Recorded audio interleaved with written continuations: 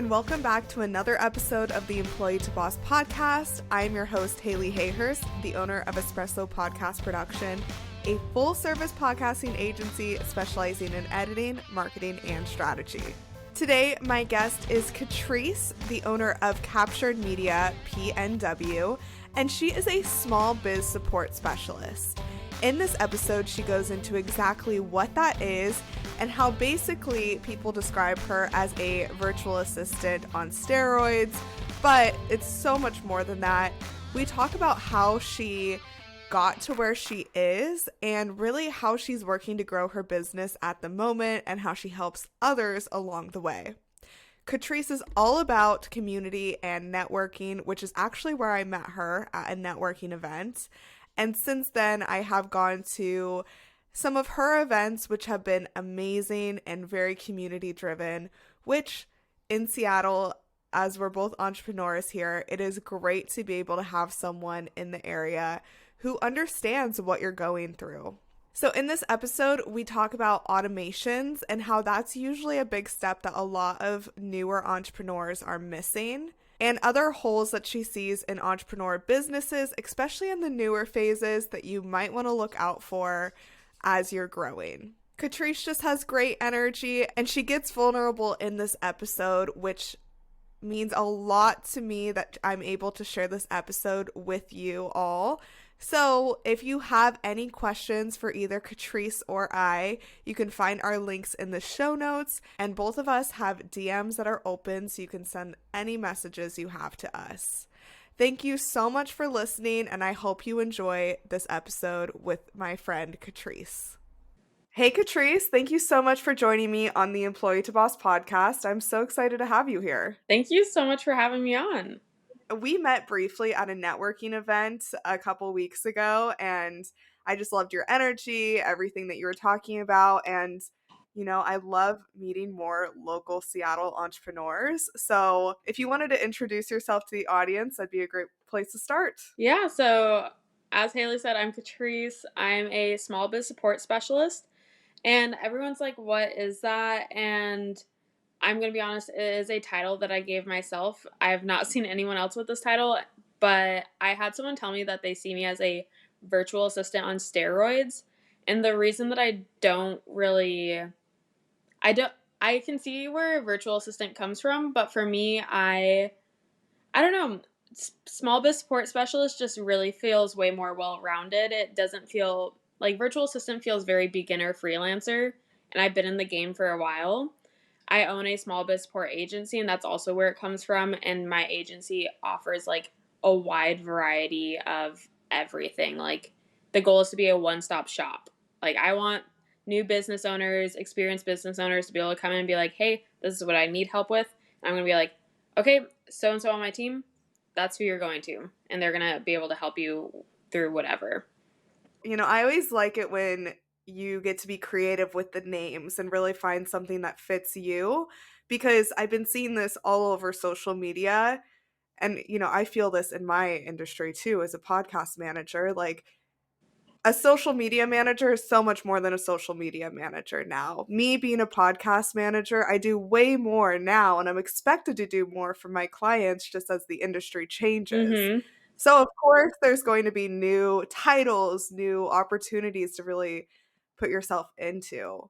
And I'm sure you're feeling that too, because you help so many small businesses, and I bet they're all feeling the part where they need to do more now than they might have been doing a year ago, just to keep up with the changes in the online space. For sure. I feel like we all start with like, this is my niche, this is my hat. And I believe in niching down, but I think that there comes a point where you hit in your business where you're like, there's more. There's more than just like this one little thing. Like I started helping photographers. Those were like my ideal clients for the longest time. And then I was like, oh, but like I had someone come to me, I think they had a swimwear brand, and they were like, oh, well, I need help with my social media. And then it got into like, how do you do content creation for products versus, behind the scenes of a photo shoot? And then like it just expands, and eventually you're like, does social media manager really like describe what I do as I start branching out and trying a bunch of new things? Yeah, exactly. Like in the podcast world, it used to just be all audio. And now people, you're expected to know video editing. And then you also need to know how to cut clips and put them on social media. So the online space is always changing. And so I really love that you are able to support small businesses with their, marketing and everything that you do. So if you want to tell us how you came up with this idea, I know you said you've been in the online entrepreneur space for a while. So if you wanted to tell us your journey from employee to boss, I love hearing these stories. Yeah, where do I even begin? I think it all starts when I was 16. So, for those of you who are just getting introduced to my brand and me, I turned 24 on March 14th, and I was 16. I was on the train home from Seattle, so I grew up like 30 minutes south of the city. And I was on the train home. I had just gone on a little like solo date. I think I went and saw The Little Mermaid, like when I was at Fifth Ave. And there's this man on the train who sat across from me, and he was very insistent that we have a conversation. Like, I have headphones in, I am listening to music. I think that I had a copy of The Great Gatsby with me. I was like, Great Gatsby is my favorite book, and this was the beginning of this like deep love for this book. I am in my own world. But this man is sitting across from me, and he is very persistent. He's like, we're going to have a conversation. I'm going to get to know this person. And he ends up asking me the question that, we all get asked all the time is, what are you going to do when you grow up? When you're 16, and everyone just wants to know, like, where are you going to be when you're 30? And I, at the time, was so set on being a sex ed teacher. I wanted to work in high schools. That's what I wanted to do. I felt like I could make an impact. And he told me point blank, like dead in the eyes, I think you're meant to do more. Like, you're meant for more. And that just kind of sat in my brain for a really, really long time. And I went to school, like, I graduated at 18.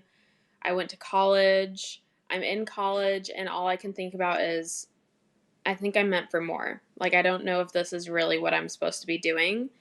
And it's really funny because I still say that I want to go be a sex ed teacher, that I want to go work in the high schools. But at the same time, I feel like as I started inching my way over into entrepreneurship, I now feel so fulfilled in a way that, I mean, I never stepped foot in a classroom as a teacher, but more fulfilled than when I was in college learning all the things that I needed to be able to step foot in a classroom. So pandemic happened, and at the time I'm in school. I'm working full time for a nonprofit. I'm working in their aquatics department, and pandemic happens and I get laid off. And at that point, I don't really know what's going on. We're told that it's only going to be a couple weeks. And so I'm like, I got to fill my time. And I spent my tuition money on an influencer course. And that is like where it all really starts like snowballing is I invest in this course. I learn about how to become an influencer. I become an influencer. I land brand deals and modeling gigs. And then I end up in this spot where I'm just like, I paid so much money. I'm now in so much student debt. I should probably use my degree. I paid a lot of money for that. And I almost feel Mhm. like buyer's regret in terms of college. Like, I am like, oh, like, I guess I should use it. So I decided that I'm going to be a life coach. I'm going to help young adults transition from like high school senior to college freshman.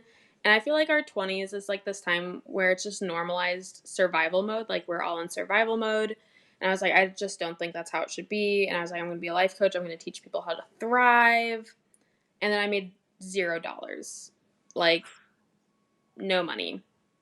And I had invested in a coaching program. And my coach, I am crying to my coach about how I've made no money and I'm on leave. I was like a couple weeks past this conversation, I end up getting fired, like wrongly terminated from my job. I had never been in trouble before. And one day it was just like, one day everything was okay. And the next thing I know, I'm jobless and I've made no money from my business. And she's like, you know what? You should do another round of my coaching program. I think it's going to help you. That was a lie. I just went into more debt. But during that second round, she ends up telling me, you should lean into social media management. I had done social media for a couple photographers who I just modeled for or booked shoots with. And I was like, okay, this is what I'm going to do. And I started making money instantly.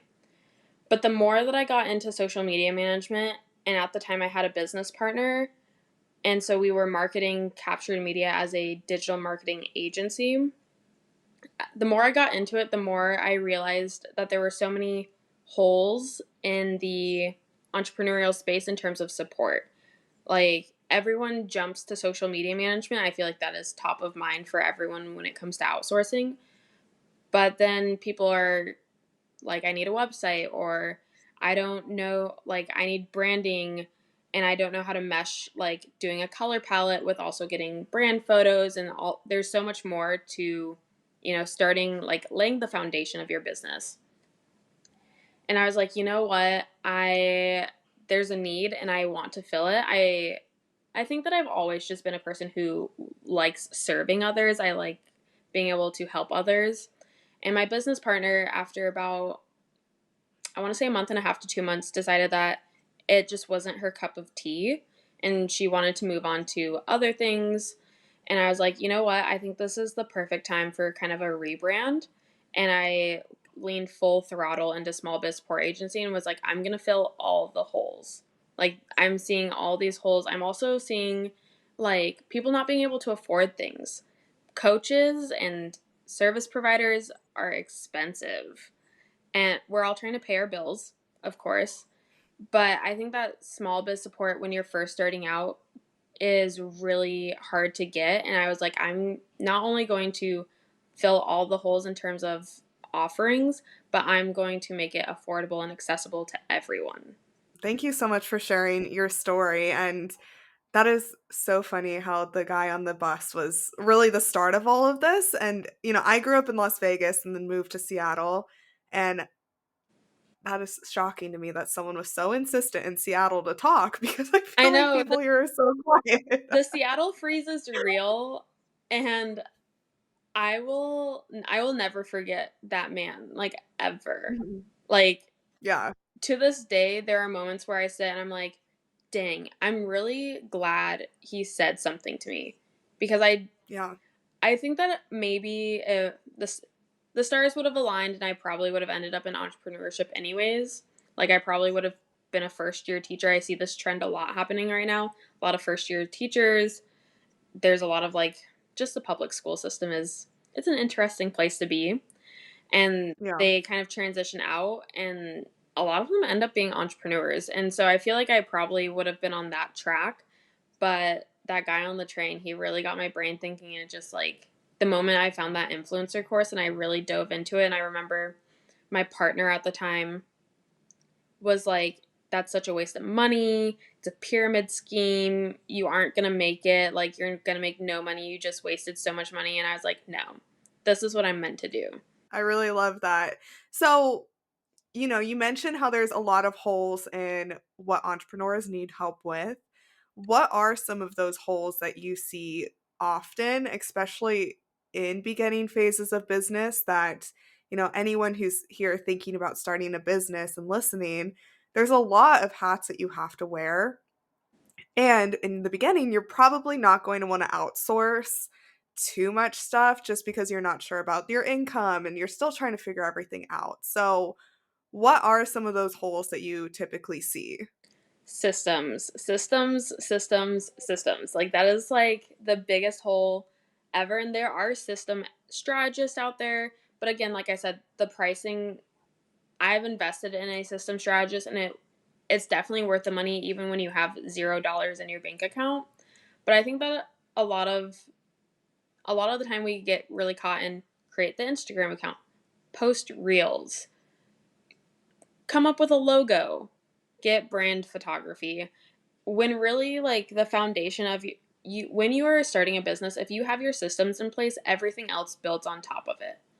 Like, obviously you have to establish your branding and those things, but, like, your systems are going to be like, when someone sees your reel, what happens next? How do they push through the funnel? How do they start paying you money? And your system set you up for that, whether that be a client relationship management system that's like Honeybook, Dubsado, project management systems, ClickUp, Asana, like being able to map out like this is Z, this is the big picture. How do I get to step A and be able to track all of that?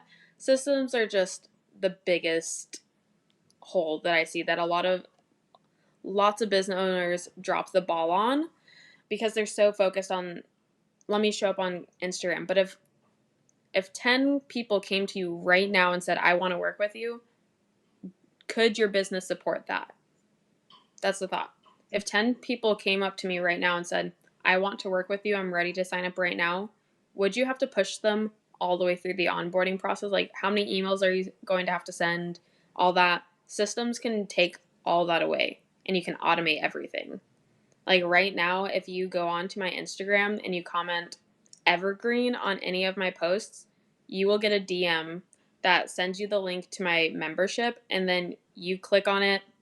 Let's say you put the information, you sign up, then you're going to get an automated email to become for your like new member questionnaire. And then the first interaction that we have, you're actually in the membership. Like, but that's because systems are all set up. I love that. Yeah. And so systems are like really big because it allows you to free up your time. Like my reel that I posted this morning talks about how like no one's I spent the weekend in San Diego and I made 0 sales during the weekend. But if someone wanted to sign up for my membership, they could have, and I would have still been able to enjoy like boozy beach brunches and like just hanging out with my fiance without having to worry about like, oh, I see this notification, so and so wants to work with me, I need to push them through. I think the next hole that I see is really with social media. I think that we get really caught up in like, let me just hand my social media off versus just getting educated about social media. It's way easier than we think it is. And so really taking the time to invest. So I have this membership and I've seen other service providers come out with memberships, and this is something that I will say is sometimes you don't need someone to do it all for you. Sometimes you just need someone to tell you what to do, but you don't need an expensive coaching program. And you don't want an online course because sometimes online courses you have to get through module all the way to module 3 and then you start actually getting the information you need. Having someone who you pay, my membership's like $97 a month, but like you get access to me, or there's other people as well. You get access to be able to just ask basic questions like, I have a launch coming up. What should I post? You don't need a social media manager for that. You just need someone to tell you what to post or how to structure Yeah. content. It's like the strategy. Yeah, like just the Totally. strategy. Like you don't need someone to come in and take over your account. You don't need someone to create your reels for you. You just need someone to tell you what to do. That's all. So Yeah. that's like a big hole that I am currently really focused on filling is, those quick fixes. Like sometimes it's just a quick fix. You just need someone to tell you, hey, maybe you need to update your link in bio. That's why no one is like joining your program, or that's why no one is booking your mini sessions. You need to change, like, instead of having it be your general website, maybe it should be a specific booking link. Those things. But I think those are like really the big things right now that I've been focused on is like systems, education about systems and how impactful they are for being able to just live your life and not be so connected to your business. And also making like being aware of you don't need to spend thousands of dollars on like a specialist when you don't need done for you services. Like sometimes you just don't need done for you services. Yeah. Yeah. And with that first one with the systems, totally that feeds into time freedom because if you are saving yourself time, like you mentioned, where anyone can easily get to your membership without really having you to send it to them, just like you mentioned, that automation, that saves so much time. I signed up for Dubsado last year, probably like 6 months ago. And before that, I did not have anything. I was just like manually sending invoices. And, that was fine for the season of business that I was in. But now that I have more clients, I'm growing faster. If I didn't take that time to set up Dubsado, it would have really set me back. Just like you were mentioning, if you have 10 people come to you right now, like with one click of a button with Dubsado, I can send everything over to them. And first of all, I have to say Dubsado is one of the most confusing platforms I've ever tried to set up. Yeah, I hear But that all the time. like, once I set it up, it was great. It really was. Yeah, Dubsado is a platform for those of you like listening and tuning in. Dubsado is a platform that one looks really pretty on the client outward, like on the Mhm. outward like side. It's a lot of work to set up, but personally, Dubsado is a favorite of mine. I use HoneyBook because it's just a little bit more simple, and I don't want to do all the heavy lifting like pre-work. But yeah, Dubsado, if you're thinking about getting a CRM and you want Dubsado because you like pretty aesthetics for your clients, definitely Dubsado. Just know it's a lot of heavy lifting at first. I don't think that's marketed enough. I thought it was going to be so easy. And then I went to Queen Anne Coffee Company and sat there for a few hours and had just a whole breakdown of like, what is this? So if anyone was there at the coffee shop, just pretend like you never saw me in the corner. You weren't there. It never No, I happened. wasn't there. No. But another thing that you post a lot about, and I know we talked about this when we met at that networking event, is as a small business owner, you know, even if you have a social media manager, you're going to need to record videos to send to them for them to edit into reels and different things. And personally, a tripod can only do so much. I literally wish I had two more hands out of my back to just like record things for me. And one of the events that you put on is a networking event kind of mixed with content creation, and I absolutely love that concept. Do you want to tell us about that and kind of that community part of Yeah. network? Oh my gosh. Create and connect. Create and connect. Let me just say before I dive into like what this event is, I did not think it was going to turn into what it is. I thought it was just going to be a little fun thing I did over the summer last year, and then now it's what I kind of wanted to be like a cornerstone of my business. But Create and Connect, like you said, it's a networking event, but you also get content creation. And what I noticed is that a lot of like even I went through this. I For context, I now live in a luxury high-rise apartment in the city, and I feel really fortunate to live here. I have an aesthetic space. My bathroom lighting is the most like flattering lighting I've ever seen in my life in a bathroom. But that wasn't always the case, and the only reason that this is possible is because my fiance works here. But when we were living in our other apartment, I never wanted to record. I hated batching content because I felt so embarrassed and ashamed of the space that I lived in. And so I found myself going to the studio all the time. Like I would book the studio for a couple hours every month, and I just called it like my Instagram home. Like I was just like, this is where everyone thinks I live at the studio, because I do on Instagram. I live on at the studio, and so I've started hearing other people talk about it, talking about I don't want to record because my house is a mess. I have kids and they're always running around. It's too loud. I don't want to bother my partner because they're doing other things and I don't want them to have to like be quiet as I'm recording. And I was like, wow, I'm not the only one. And so Create and Connect really came from wanting connections and wanting to be able to build a community for myself in the Seattle area, but then also being able to provide people with this opportunity to come get content and not have to pay big dollars for it, because renting a studio once a month got really expensive. Like, it was almost like paying a separate bit of rent. It was like a room for rent. Like, Mhm. it got really expensive. And then another thing that people bring up is, oh, like I can't afford branding photography. So Create and Connect became this thing where you can come hang out in a space that is empowering and uplifting. Like, nothing is better than getting your photo taken and having a group of women hyping the shit out of you. Like, they're just hyping you up, telling you how great you look, And we have amazing, like, we have a good playlist going. It's so uplifting and empowering. And then you get not only your photos, but you get your behind the scenes. I take care of all the B-roll for you. My fiance Reese is also there capturing B-roll. So there is like this massive just album of B-roll that you get at the end of the day. And then really you walk away with not just content for your socials, but collaborators. Like, you're having these connections happen where, I mean, we met at a networking thing where you were like, oh my gosh, you should hop on my podcast and like that stuff. And so this is another opportunity to kind of put you in more of a creative space where people can kind of see and vibe with you in a space that isn't just let's go out for coffee or be at a networking event where we're drinking wine and eating charcuterie.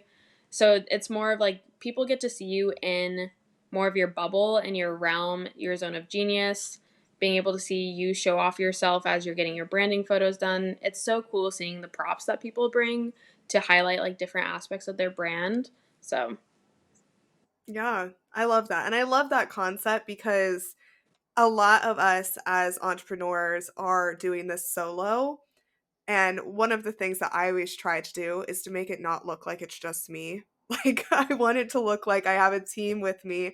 And that's what a lot of people do, right? Like, a lot of people aren't transparent about it, but a lot of us are trying to figure this all out alone.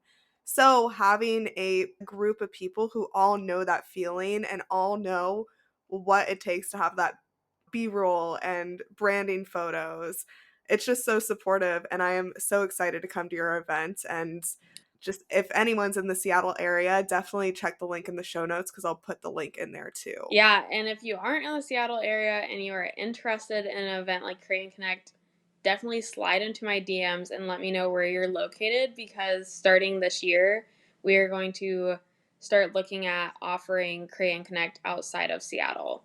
Like, we are going to start Ooh, traveling and taking it on the road. I'm thinking maybe 2025 we'll do like a US tour of Create and I Connect. love that. How fun. I mean, there's so many businesswomen everywhere that needs that. So that's such a cool event. I know we've talked about quite a few things today. We talked about automations. We talked about maybe not needing a specialist, maybe just needing support in certain areas or advice. And that's something I've heard a lot too, where, like, for me, I have all of these post it notes on my wall of ideas that I have. And sometimes it just takes another brain and idea to help me kind of bring that to life. So I love that concept too. So for anyone who's listening to this, and what is just like one piece of advice that you would give to any entrepreneur who's in those beginning stages of business? The one piece of advice that I would give is, as Nike says, just do it. Like, I think that so often we get really caught up in our head about what are people going to say, what are people going to think, and really the first step is just starting. Just do it. And this applies to all aspects of life. Like, I was thinking about it when New Year's resolution, go to the gym more. And I was like, oh, I don't want to get up. But it was so much easier to get up and go to the gym when I just stood up off the couch. Like, you just have to Yeah, start. You just have to do yeah. it. And there are going to be people who don't understand or are confused. And those people are going to be in your inner circle. Like I said, when I started this, when I invested in an influencer course, my partner at the time was not supportive. It was a different partner than who I currently am with. But he was not supportive. He literally told me I would never make it. And, obviously that ended. But like, my family also didn't understand. Well, good thing Yeah, because good thing. we don't need that energy around And us. Reese is such a keeper. Like, if you follow me on Instagram or you have the chance to work with me, you will also be working with Reese. He is like my little personal assistant. So much, much better catch. But the big thing is like, even my family didn't understand because I'm the firstborn, I'm the oldest. So, like, to my siblings, and when you think about it in high school, think about how many times a teacher probably referred to, like, oh, if you don't make it, you're going to end up a YouTuber. Mhm. Like, and so there's like, Okay, well, YouTubers can make a lot of they can money too. they can, but So, there was like this stigma around like, yeah. going out on your own, entrepreneurship and working in the online space. And so if the first and only biggest piece of advice that I could give is just do it. Like, you just got to go for it. Don't care about what the haters say. There's community out there for you. Like, if like there was a point where I wasn't really talking to my family. I'm going to be completely honest, really raw. I don't talk about this very much, but there was a point where my siblings and I just did not talk because I was like, this is what I'm doing. You don't understand, but I Hmm. believe in myself. And so I'm going to go out and I'm going to find my people and I'm going to do my thing. And then when you're ready, then we can talk.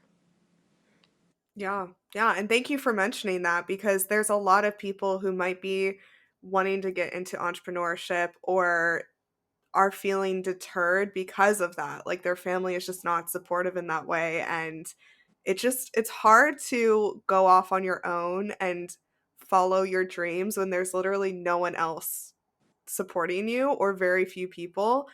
For me, like if I ever get judgment, I'll keep going, but it definitely is in the back of my head of like, oh, is that it? Right. And so, again, that makes a lot of sense why you have these community events that are so supportive because that's what more people need, right? If Hmm. you don't have family support, if you don't have friendship support, none of my friends are entrepreneurs. So it really is the online space of other women who understand that can keep us all going. Yeah. And for those of you listening, if you are like debating about starting a business and you're worried about what other people are going to think, or you're worried about losing friendships and you just need someone who gets it, like slide into my DMs. Like, I am there to hype you up, to follow you, to go comment on your stuff. Like, I there's nothing better than being able to have support as you navigate this journey. And it can be really hard to start when you know that you're going to probably be starting from square one in terms of not Mhm. just the business, but in terms of like your networking community. Because I felt like I really did have to restart. Like, I had to make new friends. I had to, reevaluate what does my relationships look like with my family. It was really hard getting into a new relationship. I think for me, the scariest part was Reese telling his parents what I do. Like, because it's not the norm yet. I do believe that it will become the Yeah. norm, but like, it can be really scary to start when you don't feel like you have support. So if you are in need of support, and I bet Haley is definitely someone who you could slide into the DMs with too, but if you need support, I'm always here. Like, you just gotta reach out. Yes, yes, I am too. I love that. That is, I just went to this event with my partner over the weekend with a bunch of his friends, and one of them asked what I did, and he was like, "Oh, cool." Like his friend was like, "Oh, that's cool. I've never heard of that before. How much money do you make?" And I was like, "What are you talking about?" And so it's just like weird questions like that where I think it's hard for some people to believe that as entrepreneurs we can make money or be successful. And so that's not the first time I've got that question, and I'm sure it won't be the last because it's hard to understand sometimes. So when you mentioned that, that was just the first thing that popped in my head. And what a question, you know? What a What a question. question. How much do you We make? love that. How Right. I was like, okay, bye. No, but on that topic, last thing I wanted to mention or talk about with you is like you said, how your ex partner didn't really support you in making this investment, but you still did anyways. Now, not all investments make sense for business, but there are a lot that will actually get us further along. So, like you said, you got brand deals, you actually learned how to be an influencer. For anyone who's maybe thinking about making an investment in their business, can you share any advice or kind of thought processes that you went through? Yeah, so I've made a lot of investments in my business, and I will say that not every single one has panned out. And I think that that's one of the hard things. It's really risky, and the online space is not regulated. So like, there is Mhm. no like accredited university for becoming an entrepreneur. Like, you could go get a degree in entrepreneurship, but I've found that most people walk away from those programs being like, that was not helpful. Yeah. But the online space is not regulated, so it becomes this really big game of who's telling the truth or who's selling you a scam. And I have been in both ends. I've invested 20K plus into my business in terms of courses, programs, outsourcing, all that stuff. One of the big things that I will say is make sure that you are reading and really like analyzing testimonials. Mm. Like, I've seen this with coaches and other service providers who will use the same 3 to 5 success stories for every testimonial. They just reword it or they frame it differently, but it's the same people that they're talking about. And for me, that is someone who actually cannot replicate results. So I had a coach I invested over 10K in, and she was like, I am going, by that time you're done working with me, you will have made back the money that you invested. I'm now in debt. I'm still paying off that program. But now that I look through her content and I see what she's posting in her testimonials, I've realized that there are only 3 to 5 people she's actually sharing about. And so the big thing is like testimonials, and then also being able to go and seek people out who have worked with those people, who have been in those programs, who have made similar investments. I think that it's really hard because no one wants to call people out and no one wants to be called out. But I do think that at a certain point, we do have to hold each other accountable in this space. We have to be able to say, like, that's wrong or this person is doing great. And so I've had people come and ask me about coaches that I've worked with and ask for my honest opinion. Because obviously, when I like this coach that I invested 10K plus in, I wrote really great reviews for her when she asked for a testimonial. But I also, looking back, I think that I really wanted to feel seen and validated and kind of loved and by this coach.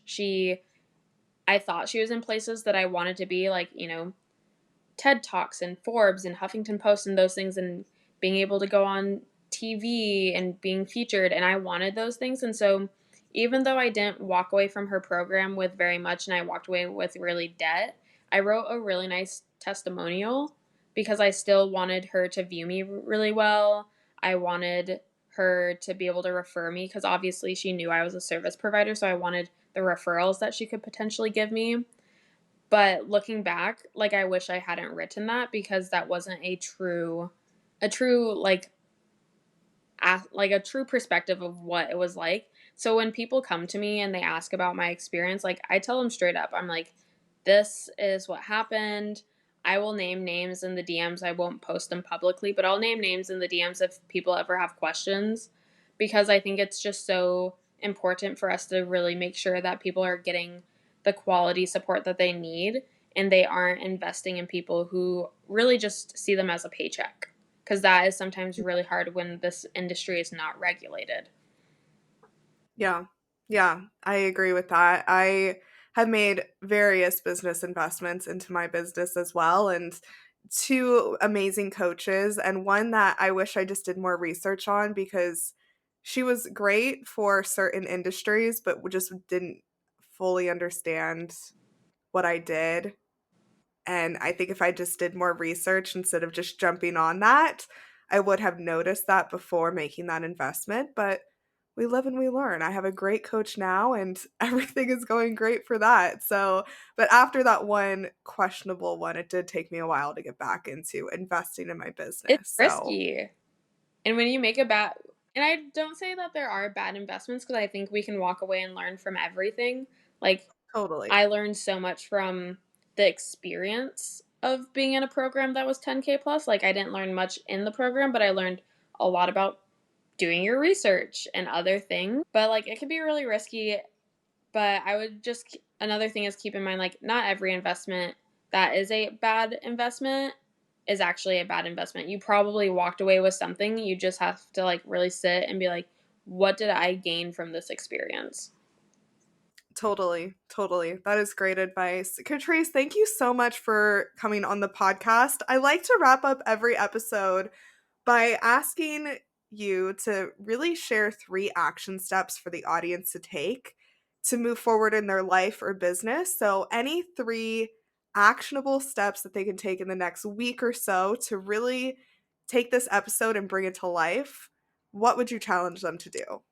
I am going to shamelessly promote myself and say, first step, you should definitely check out my Evergreen Support Network membership. I just think that is a really good place to start in terms of getting support. And if while in the program I find that you probably could use help from someone else, I'm going to direct you to someone else. I'm not someone who is doing it for the money. And sometimes that can sound really cheesy, but I am really, really, really invested in making sure that people are getting the support they need. So Evergreen Support Network, I just feel like it's a really good place to start for everyone. And there's amazing benefits that come with being a member. Number 2 would be if you are struggling with coming up with content, I highly recommend downloading Otter.AI and sitting on your couch and just brain dumping so Otter.AI transcribes things. And so this is part of my content creation process is I just will brain dump kind of journal like into Otter.AI. I'll just talk. I'll yap, as the youngings say. And then Otter.AI transcribes everything, and then I put it into Chat GPT, and I ask Chat GPT to kind of pull out content ideas that would resonate with my ideal client. And number 3, I would say make sure that you're taking time for yourself. Like, in the next week, there's probably a list of things that you need to get done or that you feel should get done. But one of those things should really be taking time off. Like, whether that's taking a whole day off or logging off of Instagram early one night so you can actually like really decompress. Biggest thing to take action on is taking time for yourself. Thank you so much for joining me on the podcast. I'll put all of your links in the show notes, but do you want to tell us what your Instagram is or what the best way to connect with you is? Yeah, so I have lots of Instagrams, but my agency Instagram, which is what I run it. It's an agency, but I do run it. The account, so if you DM it, then you're talking to me. It's Captured Media .PNW. And it's going to be if you're like, oh, how do I spell that? Look for the profile photo that's black and white, and it has like a girl who's like holding a phone. Awesome. Perfect. I'll put that link in the show notes. And again, I just really want to thank you for being so transparent in this episode and really showing like entrepreneurship is not one single path. It can take multiple different paths to figure out where you're meant to be. And I just really love that transparency. Yeah, thank you so much for having me on. Thank you for listening to the Employee to Boss podcast. If you made it to the end of this episode, I hope that you implement the actionable steps from this week's experts so you can get started with your business today. Please rate, review, and subscribe to the Employee to Boss podcast on Apple Podcasts, Spotify, YouTube, or wherever you listen to your podcasts. It helps more than you could ever imagine. Remember, a little progress each day leads to big results. We come out with a new episode every Tuesday. To access our show notes, transcripts, and courses, please check out espressopodcastproduction.com.